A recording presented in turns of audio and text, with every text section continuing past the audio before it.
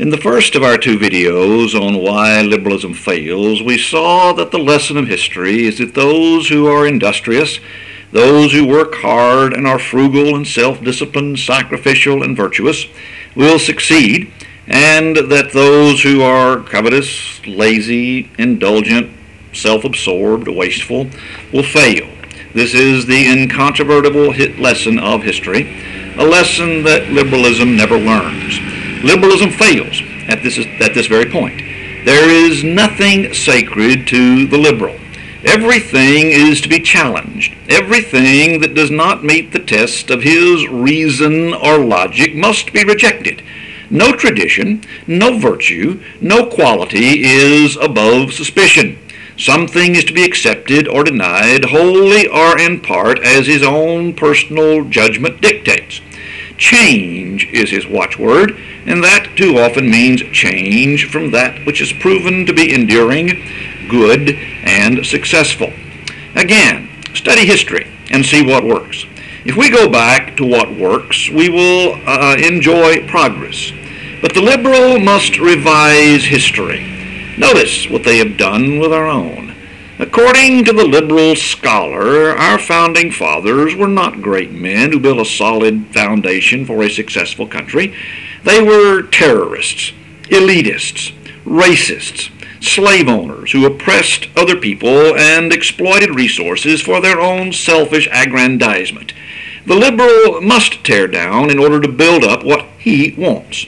Condemnation of the men who established this country is absolutely essential to establish the revolutionary society that the modern leftist wants to build. Why are we flabbergasted that liberals despise our founders and the Constitution? I'm not surprised at all. It is in perfect harmony with their philosophy. One of the most important institutions in all of history is the family. If one studies the longest sustaining empires the world has ever known, he will always find at the bottom a strong family foundation. Persia had it, Rome had it, China had and has it, Japan had it, Egypt had it. They endured because no empire, no building can long survive without a strong foundation. But look what liberalism, feminism, has done to the American family. The family is not sacred to these people. They don't even know what a family is if they think that homosexuals can get married. But the point I'm making is the liberal does not look back and see what has been successful and build upon it. The liberal doesn't care about the past. Its lessons are to be drawn upon only if they meet certain ends that the liberal has in mind, usually self-centered. So, family, religion, culture, tradition are there for the acceptance, or mostly rejection, as whim determines. Change, not preservation, is the watchword. And while some change from time to time is necessary, it must always and only be constructed on the virtues and principles that history teaches us direct us to success. Let me ask you something. When was the last time you heard a liberal praise hard work? Get off your lazy backside and get out and get a job. Have you ever heard Barack Obama talk about self-discipline, self-sacrifice, frugality, virtue?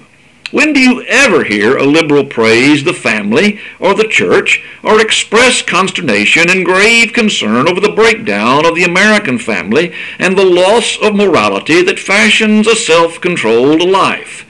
You almost never hear a liberal talk of these things for the very reason that they do not believe in them. The liberal rejects the lessons of the past because he thinks he's smart enough to lead his life and rule others without them. And so liberalism attempts social engineering, a restructuring of society on the basis of modern human reason, with no attempt to imbibe the lessons the ancients have been trying to teach us for centuries.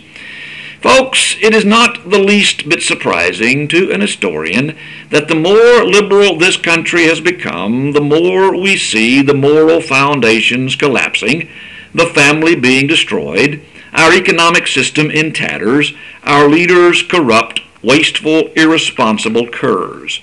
Men who think they can create without standing upon the wise shoulders of those who have gone before are the most arrogant and stupid people in existence. We live in a pleasure-oriented society today, resting on the laurels and hard work of those who have gone before us. And there is nobody more self-indulgent than a liberal. That's where his political power comes from.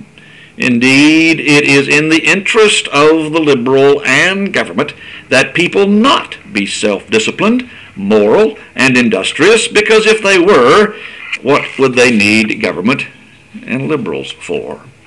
And yet, for all the world, the liberal has the unmitigated gall to call himself progressive.